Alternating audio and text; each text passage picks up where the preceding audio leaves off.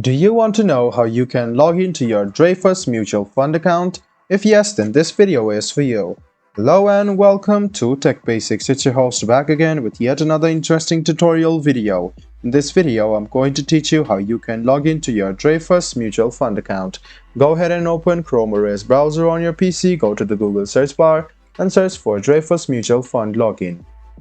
Click on the first link which appears on your screen. It will take you to the official page of BNY Mellon Investment Management.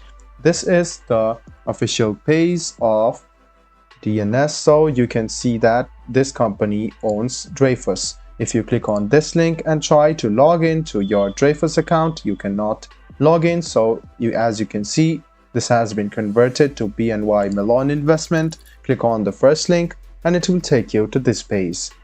You can notice that there are three options of logging in. If you are financial professionals, you can click on this, and there are other options like individual investors, institutional investors, and consultants. So you can click on any of these and a login portal will open up.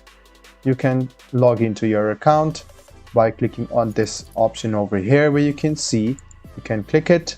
It will take you to this portal where it will open up your Microsoft Access. And after you log into your account using your Microsoft account or this option, you can see write down your email address, your password, and then click login. This way you can log into your BNY Mellon, also known as Dreyfus Mutual Fund. Let me show it to you once again. Go ahead and open Dreyfus Mutual Fund login, search for it, and click on the first link. Now choose your type of login, or you can see it is up here. So if you scroll a bit down, you can see mutual fund account. If you click on login, it will take you to the same login portal, or else it can take you to this login portal as well, where you can write down your user ID, your password, click login, and again you can log into your Dreyfus Mutual Fund.